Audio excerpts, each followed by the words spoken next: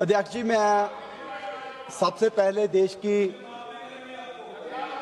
युवा शक्ति का धन्यवाद करना चाहता हूं कि जिनकी वजह से आज इस मुद्दे पे चर्चा हो रही है।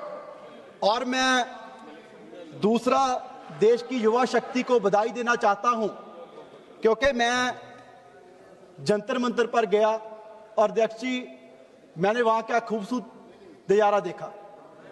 वहां क्रांतिकारी गाने गाए जा रहे थे, इनकलाब जिंदाबाद के नारे लग रहे थे और वो नारे लगाने वालों में पगड़ी पहने सरदार भी थे, हिंदू भी थे, मुसलमान भी थे और ईसाई भी थे।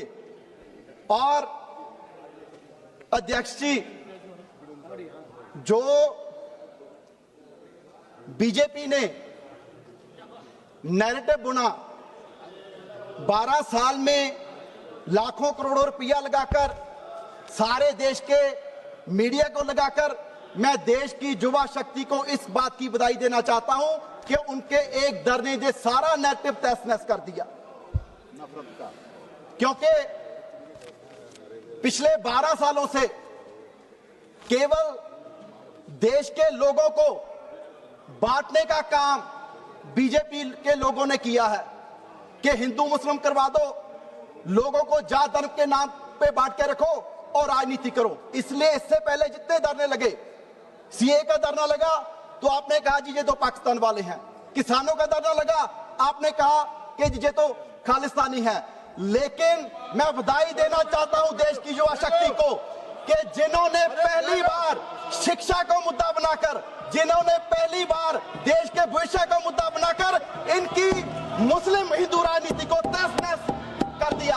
और आज अध्यक्ष जी इनको डर ये नहीं है कि एक मंत्री का रेजिग्नेशन हो गया, आज इनको डर यही है कि इनका हिंदू मुस्लिम का नैरेटिव टूट गया। इनको पता है कि आने वाले दिनों में देश का जो नौजवान है, देश का जो युवा है, वो जाग गया है, वो शिक्षा पे बात करेगा, वो अनएम्प्लॉयमेंट पे बात करेगा। और इनको पता है कि अगर यूपी में शिक्षा में बात हुई तो इनकी सरकार बिल्कुल नहीं बनने वाली। इनको पता है कि अगर पंजाब में शिक्षा पे बात हुई, बेरोजगारी पे बात हुई तो ये कहीं नहीं टिक पाएंगे।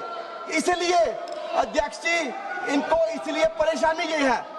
इसीलिए तो अध्यक्ष जी मैं कहना चाहूंगा कि हमारे माननीय प्रधानमंत्री जी, कभी आपने उनके चेहरे पे इतनी स्ट्रेस देखी है, इतना परेशान देखा है? जो प्रधानमंत्री जी 4 कैमरे लगा के वीडियो बनाते हैं, रात के 12 बजे अध्यक्ष जी ऐसे खुद वीडियो बना रहे थे क्योंकि डर ही यही है कि नैरेटिव टूट गया। और आपको डर ही यही है कि नैरेटिव टूट गया। और मैं आपसे कहना चाहता हूं कि देश के नौजवान युवा जागे हैं। आज डेवलपमेंट के पे इलेक्शन होगी, शिक्षा पे इलेक्शन होगी तो आपको पता आप कहीं नहीं टिक पाएंगे। और दूसरा अध्यक्ष जी उन्होंने कहा कि जी आप देखिए कि पिछले दिनों जो इनके प्रवक्ता बैठ के कहते थे कि हम जी चेंजेस ला रहे हैं, अगर पेपर लीक हो गया तो कहा नफरत नहीं कि जी हम एयरफोर्स का इस्तेमाल करेंगे। अध्यक्ष जी मैं सारे सदन को बताना चाहता हूं कि एयरफोर्स का इस्तेमाल इससे पहले कीनिया कर रहा है, अल्जीरिया कर रहा है, इंडोनेशिया कर रहा है, फिलीपींस कर रहा है। एक भी विकसित देश बता दो, ऑस्ट्रेलिया हो, कनाडा हो, अमेरिका हो, जो एयरफोर्स का इस्तेमाल कर रहा हो। आप जिसे विश्व गुरु कह रहे हैं, आप कहां ले जाकर उसको खड़ा कर रहे हैं। और इन्होंने कहा कि जी हम टेलीग्राम का जो दूसरी ऐप्स है उनको ब्लॉक कर देंगे। अध्यक्ष जी इसमें भी बड़ी इंटरेस्टिंग बात है, इनका इस्तेमाल कर रही है Algeria, Jordan, Iraq, Sudan, Syria, Ethiopia. आप देखिए कि आप देश को कहां ले जा खड़ा कर रहे हो। और अध्यक्ष जी ये सारे के सारे वही देश हैं जिनमें धर्म की, जाति की राजनीति चल रही है। आज हमें सोचना होगा कि हमें किस तरह बढ़ना है, डेवलपमेंट की तरफ या इन देशों की तरफ।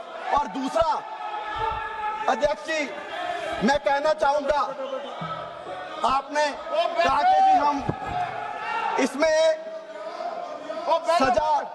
सजा बढ़ाएंगे कि जी 3 से 5 साल करेंगे। अध्यक्ष जी इससे पहले भी सजा थी, देख के तो इस बात की है कि इंप्लीमेंटेशन नहीं हो रही, सजा किसी को हो नहीं रही।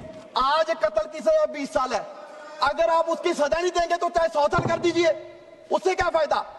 1 से 5 साल करने में क्या फायदा?